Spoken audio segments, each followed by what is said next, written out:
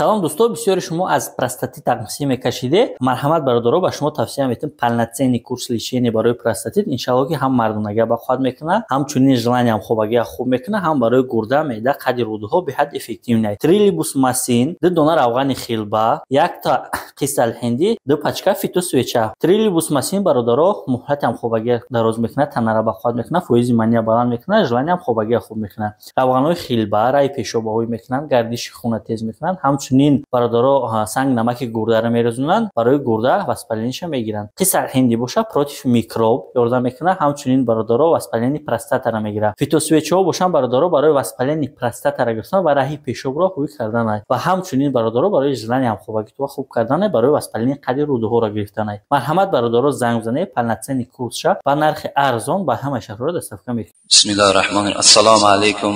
ки домла ҳоҷи мирзо, حمام رفتن مردها یک جای درست است یا نه؟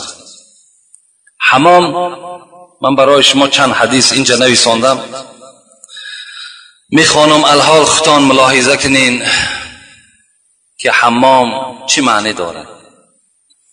قال رسول الله صلی الله علیه و سلم اتقوا بیتا یقال له الحمام. پیغمبر خدا گفتن از خدا بترسین و آن مکانی که نامش حمام است به اونجا قدم نزنید. قال یا رسول الله انه یذهب الدرن و ینفع المریض. صحابه گفتن پیغمبر خدا، حمام مکانی هست که چرک آدم دور میگردد و بیماری هایی که باشد از حساب حمام بیماری ها نابود میگردد. قال فمن دخل فلیستتر. پس مادام کدامی از شما میخواهد که حمام داخل شود بایستا که ستر عورت به جا بیارد. رسول اکرم در آخر گفتند از این خاطر وقتی شما حمام میدرآیین، جوانای عزیز یا پدرهایی که حمام میروین، اولا حاجت به حمام نیست. الحمدلله امروز یک سرپوشه داریم یا یک پیچکه داریم که در همون یک کمی همون را بتسپانیم، آب گرم کنیم، در همون سر بدن خدا بشوییم. از اوی که ما و شما در یک جمعیت داخل می شویم که همه اگرچه تو سطر داری لیکن اون دیگرها سطر ندارند، به نظر کردن اونها، به داخل شدن مکان اونها تو هم گناهگار هستی. حضرت سلمان فارس از ما و شماست، میگوید 3 بار گفتن حضرت مردن و زنده شدن را به عهده دارم، لکن نظر کردن به عورت یک برادر را اختیار نمیکنم. 3 بار حضرت گفتند مردن و زنده شدن را به عهده دارم. این مردن خیلی کاری مشکل است، جان دادن خیلی کاری مشکل است. این را به عهده دارم، لکن به عورت یک برادر نظر کردن را من برای خود اختیار نمیکنم. من کان یؤمن بالله والیوم الاخر. این نسائی هم روایت کردن، ترمذی هم روایت کردن، حاکم هم روایت کردن. چی گفتن؟ کسی ایمان بر خدا و ایمان بر روز قیامت دارد، چی میگوید؟ فلا يدخل الحمام الا بمئزر. پیغمبر گفتند داخل نشود حمام را مگر با سطر عورت. و من کان یؤمن بالله والیوم الاخر فلا يدخل حلیلته الحمام. کسی ایمان دارد، ایمانی بر روز قیامت دارد، ایمانی بر خدا دارد، بایسا که اجازت ندهد که زنی او حمام رود. برای زنی وی هم داخل حمام شدن هم اجازت ندهد. فقط سطر عورت. این هم یک حالتی اگر ناگوار برای شما باشد و اگر حمام هم اختیار میکنید جایی دارد تنها برای هر آدم، اونجا را برای خود اختیار کنید. برای جمع بین جمعیت و ترک سطر کردن شما اگر روز جمعه باشد از جمعه تماما بالکل از ثوابش محروم هستید. اگر در روز جمعه رفته در حمام باز با یک بدنهای لوچ یا اینکه اگر سطر عورت هم داشته باشی پهلوی تو لوچ باشد تو از ثواب جمعه محروم هستی.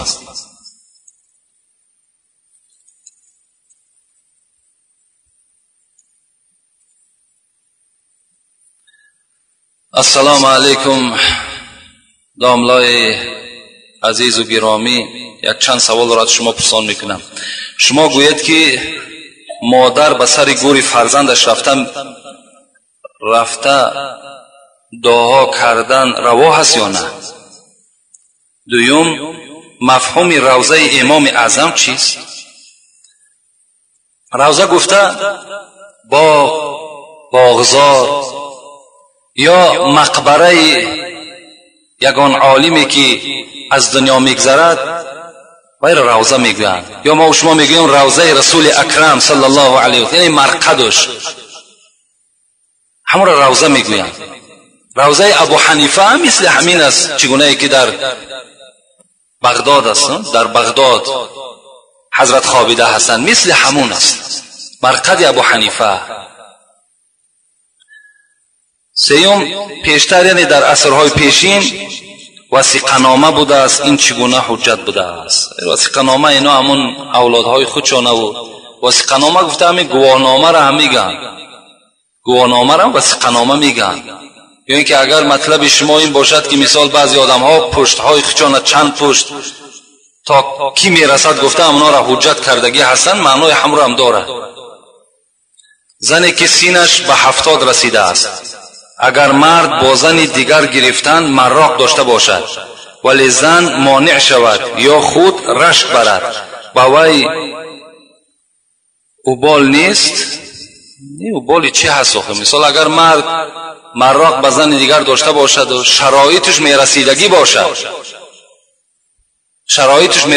باشد، تأمین هر این زنها را میکردگی باشد، اینجا هیچ یگان رشک زن و مانعگی زن هیچ اهمیت ندارد. و سوال اولی که شما گفتین، آیا مادر به گورستان به نزد فرزندش دعا کرده میتواند یا نه؟ من یک حدیث از پیغمبر خدا به شما میخوانم که را حاکم روایت کرده است. ابن ابی ملیکه وقتی میگه عایشه صدیقه از گورستان برگشتن، این زن از عایشه سوال کردند من این جئتی؟ از کجا آمدی عایشه؟ قالت من قبر اخی عبدالرحمن ابن ابی بکر. گفت از نزد قبر برادرم ابی بکر عبدالرحمن ابن ابی بکر آمدم. فقلت لها الیس کان النهی عن زیارت القبور؟ عایشه، آیا پیغمبر خدا نگفته بود که زنها باید که به زیارت قبرستان نروند؟ قالت کان النهی ثم امر بزیارتها. بلی گفت ای ابی ملیکه، پیغمبر خدا اول من کردند لکن در آخر اجازت دادند که رفته زنها هم قبرها را زیارت کنند. لیکن حدیث های زیاد هم در باب منع کردن زنها برای زیارت قبرها هست از پیغمبر. لیکن امروز حاجت به سوی قبرستان رفتن زنها را هم در مذهب ابو حنیفه میگوید خاطرش این است که اینها طاقت صبر ندارند و در داخل قبرستان که جزا و فضای زیاد میکنند، از این خاطر گفتن نرفتنشان بهتر است. و وقتی که اگر میروند باید که ستر اسلامی داشته باشند. لیکن از همه بهتر همین است که هیچ حاجت نیست در همون خاندان دعا کنند، در حق فرزنداشون دعا کنند، انشاءالله خداوند دعای اونها را میرساند. شرط نیست که همون قبرستان یا که مزارها در مثال ما و شما همین زنهای ما و شما آباد گیرند، هیچ حاجت نیست. سلام داملای شیرین سخن، از شما خواهش دارم که به این سوال من جواب گردان. نماز بامداد قضا شود، در کدام حالت خواندن درست است؟ بعد از شام درست است یا بعد از پیشین؟ نماز قضا وقت ندارد. بامداد قضا شد تا پیشین میخوانی، بعد پیشین میخوانی، پیش عصر میخوانی، بعد عصر میخوانی، بعد شام میخوانی، همه صورت جایز است. کدام حالت ده که نماز قضا را میخوانین البته جایز میشود، درست میشود.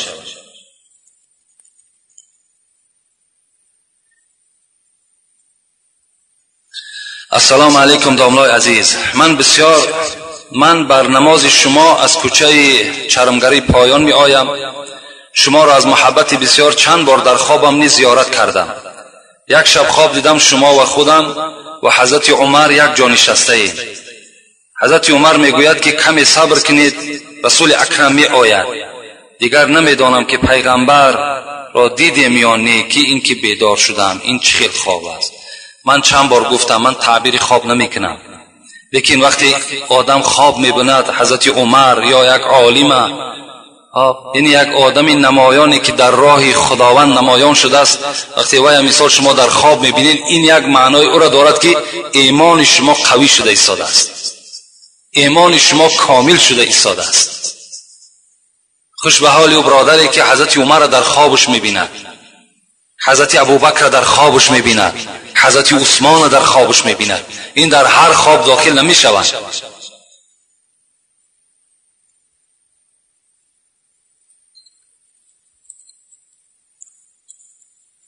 داملای شیرین سخن عزیز، خداوند سخن از خداوند و بعد از جماعه مسلمین که در حق فرزندان همه و در حق فرزندان من دعای خیر کنید که دعا طلب کردن از غرب و مهربانی های پدرشان. یعنی برادرایی که در سفرها هستند، تحصیل علم میکنند یا برای رزق روزی رفتند، خدای مهربان آنها را صحت سلامت بردی، صحت و سلامت به خاندان برگشته و آمده در جمعیت و در دین خدمت کردن را خدا نصیبشان بگردانی. آمین یا رب العالمین. السلام علیکم داملای محترم. در محله ما داملا امام تسبیح بعد نمازها را بلند نمیخواند. قوم در حیرت ماندند از ترس ملا امام آیا بخوانیم یا نه. بلند خواندن تسبیحات 33 بار فرض است یا سنت؟ التماس جواب دهید. حضرت ابو هریره میگوید قال رسول الله صلی الله علیه و سلم من سبح الله فی دبور كل صلاة 33 و حمد الله 33 و کبر الله 33 و تمام 100 لا اله الا الله وحده لا شريك له له الملك وله الحمد وهو على كل شيء قدير غفرت خطاياه وان كانت مثل زبد البحر. پیغمبر خدا گفتند هر کسی بعد نماز 33 بار سبحان الله، 33 بار الحمدلله، 33 بار الله اکبر میگوید و صدم کلمه این لا اله الا الله وحده لا شریک له انجام میدهد، خداوند مغفرت خطاهای او را میکند اگرچند که مثل کف که بحر که خطا داشته باشد. از این خاطر ملا امام هم که گفت شما هم برابر ملا امام همون تسبیح ها را گفتن بگیرید. خواه نماز بعد نماز شام هم شما تسبیح ها را بگین، بعد هر یک نماز تسبیح ها را بگین. انشاءالله خداوند مغفرت گناه های شما را میکنه. درود و رحمت خدا بر شما ای داملای محترم. خداوند عمر شما را دراز و با برکات گرداند. از شما خواهش دارم همین موضوع ها را برآمد کنید. من یکی از مخلصان دائمی این مسجد هستم. این برادر 3 موضوع را برای ما پیشنهاد کردن که همین ها را بسیار خوب می شود برآمد کنید. یکم قربانی حضرت اسماعیل، دوم حضرت ابو حنیفه را ترجمه حالش را و سوم درباره تربیه فرزند. انشاءالله همین ها بعد موضوع قیامت خدا خواسته باشد در اراده و در نیت ما هست. البته این عید قربان، نزدیکی های عید قربان که مخصوص همین قربانی حضرت اسماعیل است به شما انشاءالله میرسانم. السلام علیکم داملای شیرین سخن و شیرین بیان. ما یک گروه زنهای کوچه چرمگر پایان نماز تراویح میخواندیم. در این بین سوالهای به میان آمد که با عقل آدمی درست نمی آید. یکم جوگی را نان دادن اوبال بوده است.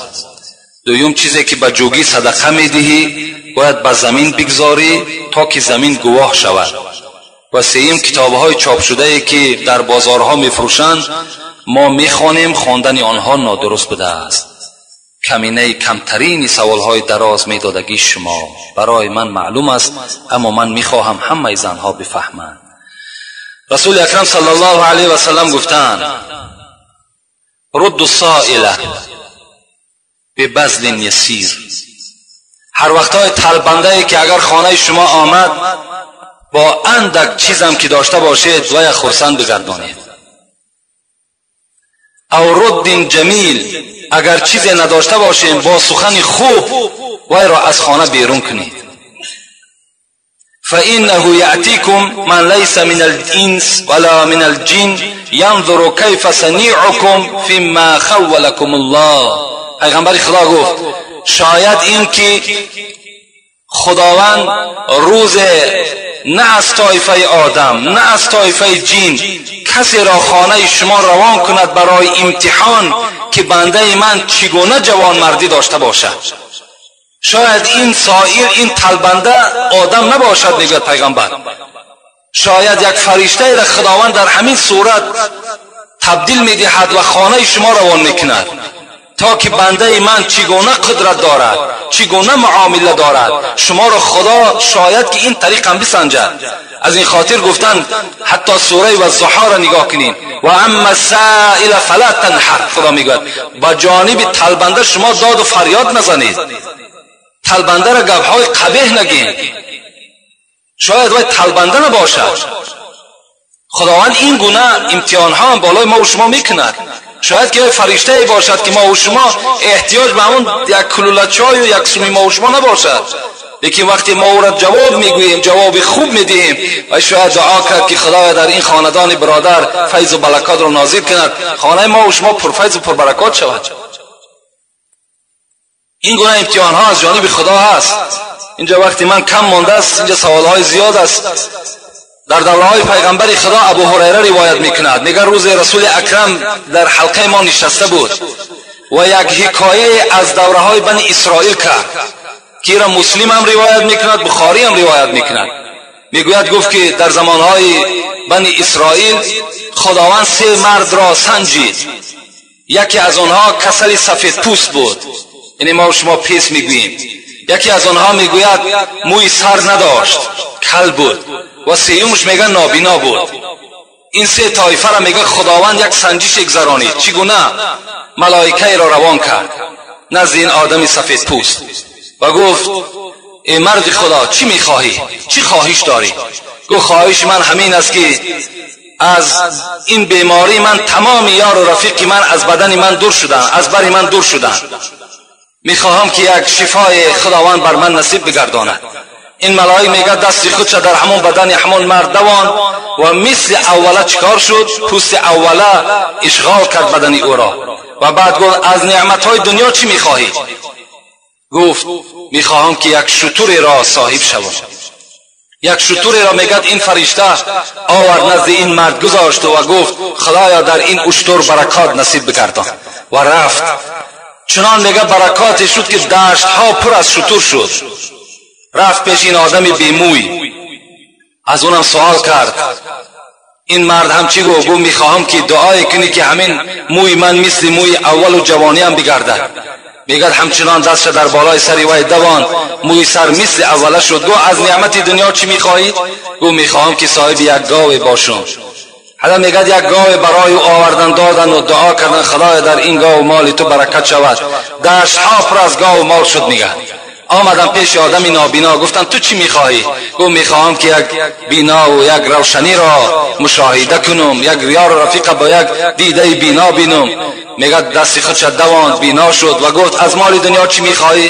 گفت برای من یک گوسفند باشد بس است. حضرت میگه دعا کردن، بیشه ها و دشت ها پر از گوسفند شد. از این بین چند سال گذشت. من برای سنجش الهی را بینین آمد، میگه همین فرشته را خداوند روان کرد که رفته اینها را یک از امتحان گذران که اینها چی بودن و چی شدن.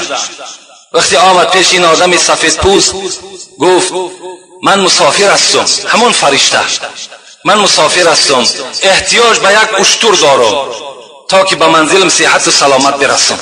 این مرد گفت ای انسان، گفت من قرضدار هستم، من تو را هیچ چیز از شتر دادن نمیتوانم. گفت این فرشته بر او گفت من تو را میشناسم، تو همون آدم سفید پوست نبودی که خداوند تو را شفا داد؟ آیا تو همون فقیر نبودی که این دشت ها هم از دعای همون یک فرشته برای تو نصیب شد؟ نه نه نه، گفت اینها همچنان نبود. گفت اگر همچنان نباشد و امین سخن تو دروغ باشد خدایا تو را به حالت اولت مبدل بگرداند. میگه همچنان به حالت به اولش خداوند مبدلش گردانید. آمد نزد همین آدم بیموی و این معامله را با او هم گفت. او کس گفت این گاو و مالی که میبینی اینها، گفت نگفت اینا را خدا نه بلکه اینا میراث پدرم بودن. گفت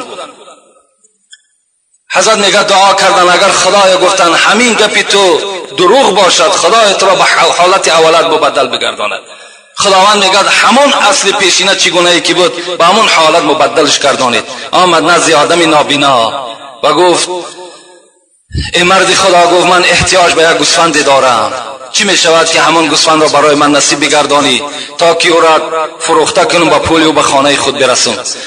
گفت این مالی که در دشت میبینی، گفت اینها، گفت همه داد خدا هستند، اینا را خداوند بر من داد، من هیچ کس نبودم، مرا این را خدا داد. یک گوسفند همین دشت در اختیار تو، چند میگیری گرفتن بگیر.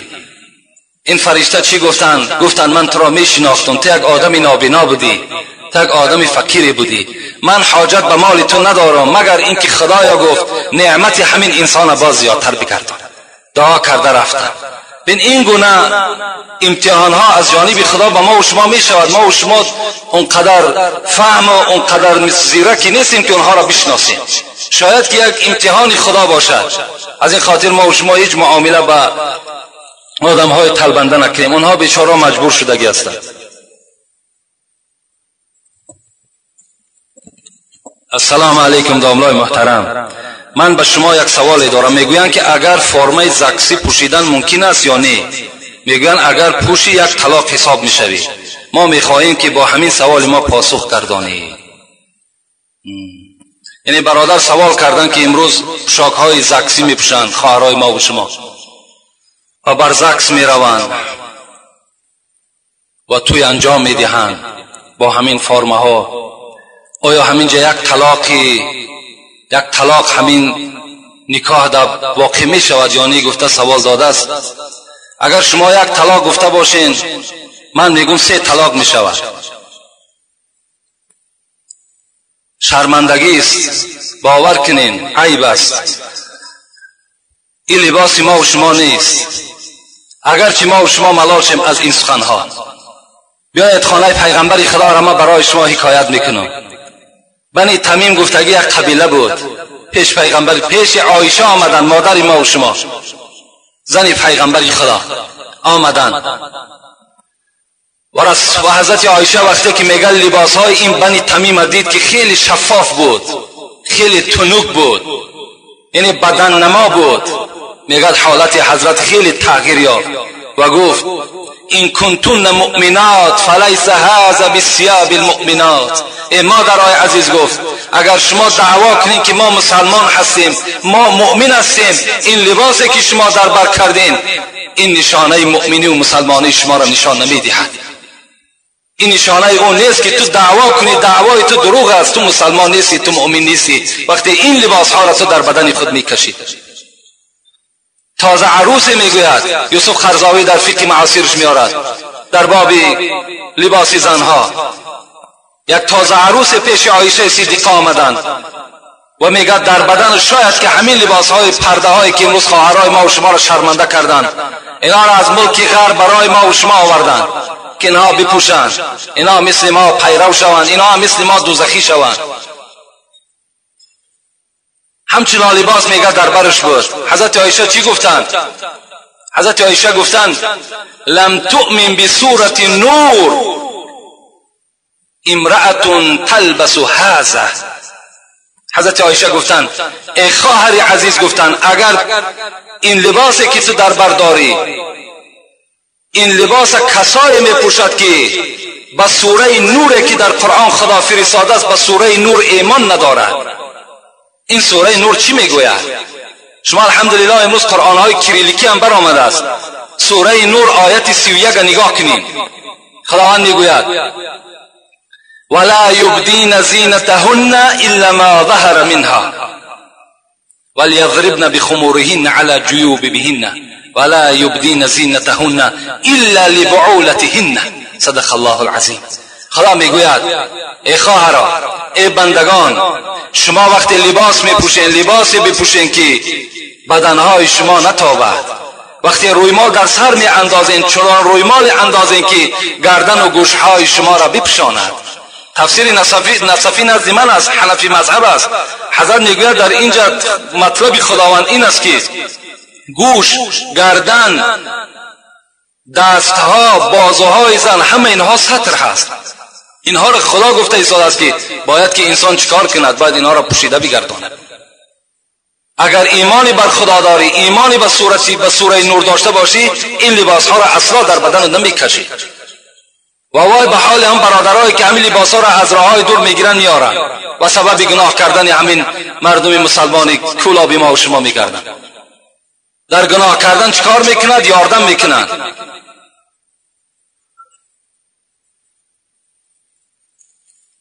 من اهل النار کاسیات عاریات مائلات ممیلات لا يدخلن الجنة ولا يجدن ریحها و این ریحها من مسیرة کذا و کذا. پیغمبر گفت از اهل دوزخ است. گفت که ها زنهایی که کاسیاتون لباس دارن لکن لباسی دارن که عاریاتون بدنشان میتابد،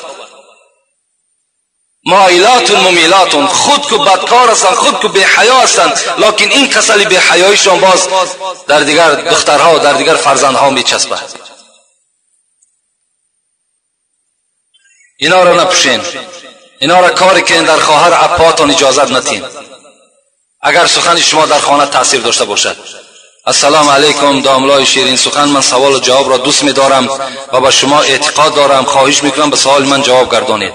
میگویند بچه با دختر بگردد و غیر از خواب کردن با آن عملهای بدی کند، آن را گرفتن خوب نبوده است. میخواستم از زبان شما شنوم. یعنی جوانی که اگر دست درازی میکند به سوی یک زن در حالتی که بین اونها نکاح نیست، اگر چندی که با او همخوابه هم نشده باشد، همان دست درازی تو هم زنا هست. لأن يطعن في رأس أحدكم بمخيط من حديد خير له من أن يمس امرأة لا تحل له. پیغمبر میگوید مخیط، اینجا مخیط گفته دراوش میگویند، همان دراوش همون سوزنهایی که جوال میدوزند. پیغمبر خدا گفت اگر همان دراوش را گرفته و در سر یکی از شما به عدد زنند، این برای شما بهتر است از آنه که شما دستان ای مردها در وجود زنهایی که برای شما نکاح ندارند دست درازی میکنید. جوانای عزیز، هیچگاه به این عمل دست نزنید. باور کنین هم در دنیا شرمنده میشوین هم در آخرت شرمنده میشوین. لا غنا مع الزنا، کسی که اگر زنا کرد، این سخن پیغمبر خداست، اصلا بای نمی شود، اصلا دسترخوانش نان نمی بیند و باید گدا شود اگرچه دولت دارم که باشد.